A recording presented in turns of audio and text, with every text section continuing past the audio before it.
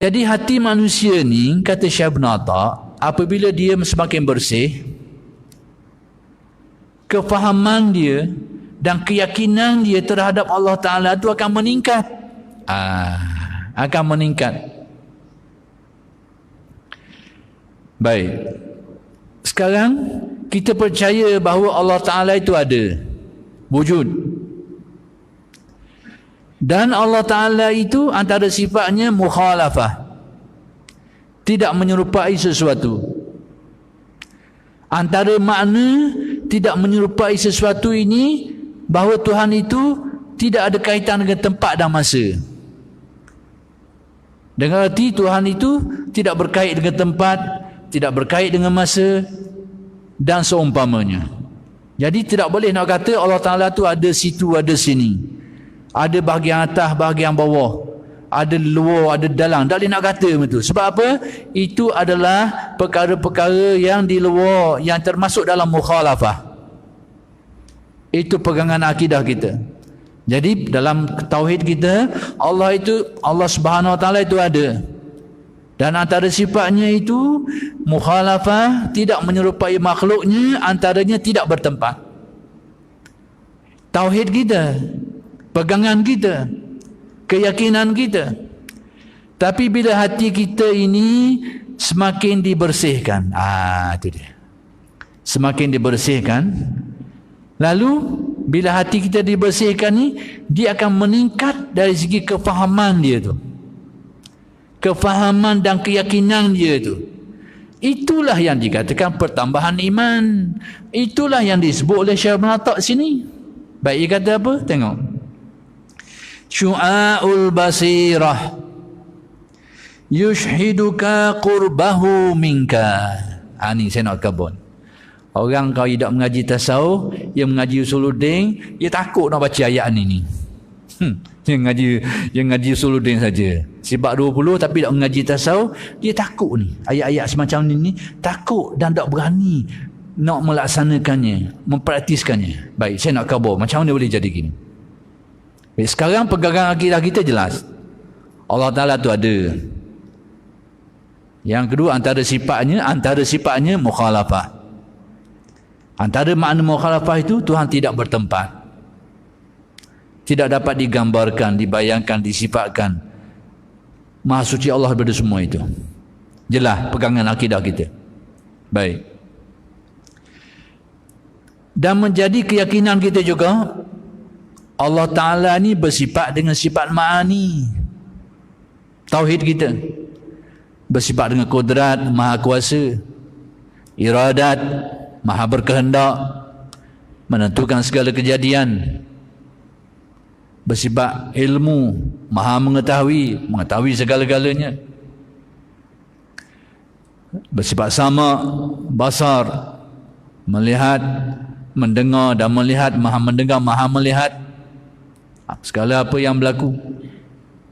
Jadi ini antara sifat-sifat yang kita yakin, kita percaya, menjadi keyakinan tauhid kita lah. Sifat-sifat ma'ani ini dia ada ta'aluk, ada hubungan dengan makhluk yang diciptakan ini. Ta'aluk ni maksudnya hubungan. Orang kita bila sebut ta'aluk, dia pening sikit ngaji pun pening jadi. Suluhi, qadim, tanjizi, hadis, suluhi, qadim, tanjizi, hadis, dan istilah-istilah ta'aluk lain lagi lah.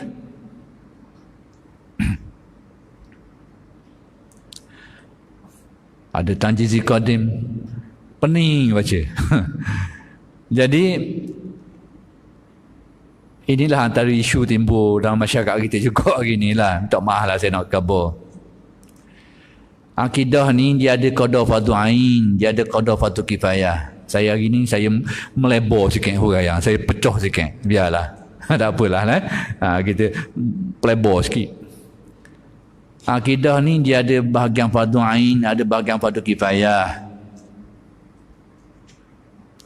Bahagian fardu ain sebenarnya sikit je. Sebahagian lagi tu fardu kifayah.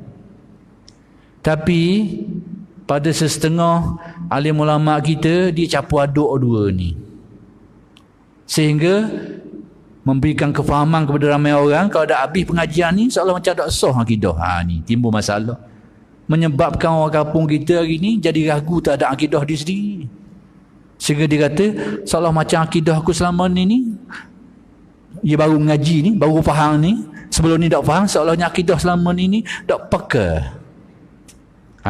Ini antara timbul syok terhadap keyakinan sendiri ni, punca kerana tak dapat membeza mana bahagian fardu ain, mana bahagian fardu kifayah ni. Lebih-lebih lagi kitab-kitab yang tulis tentang masalah akidah ni capur dalam tu. Ada bahagian fardu ain, ada bahagian fardu kifayah, dia capur dah dalam tu.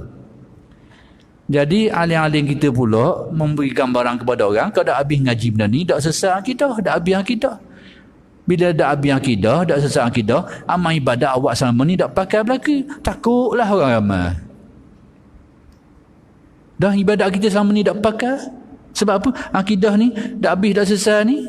Sedangkan hak dak selesai tu adalah sebahagiannya adalah tentang fardu kifayahnya, bukan fardu ain. Saya nak beri contoh termasuk bab saya nak khabar ni. Hak wajib kita tahunya, kalau dalam bab sifat ma'aninya, Allah Ta'ala bersifat maha kuasa, kudrat orang panggil.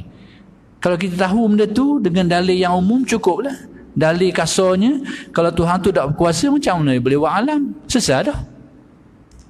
Ataupun kita dalil syarak pula, kita tahu dalam Al-Quran. Dah ingat ayat kata kita ni bukan orang ngaji, tapi tahu dalam Al-Quran ada khabar bahawa Allah Ta'ala tu maha kuasa. Kita dengar ustaz mengajar, cukup dah.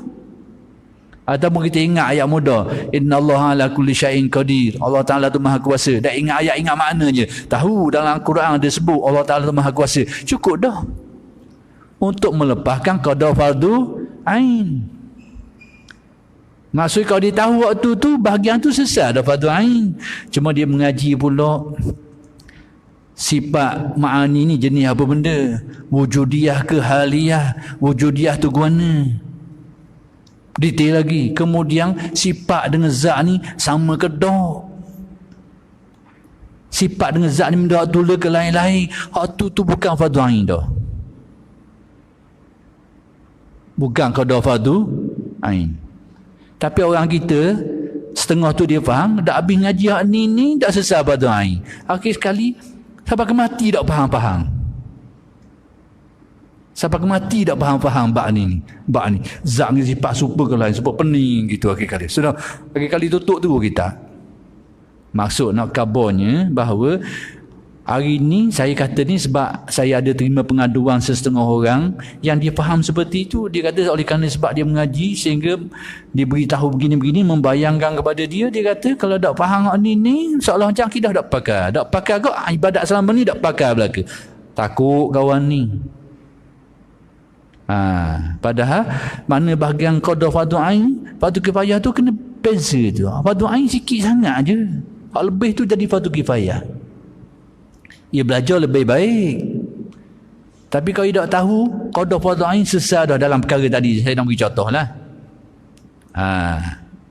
Kemudian takluk pula, kudrat ni kuasa buat apa benda, hubungan dia dengan makhluk apa panggil takluk.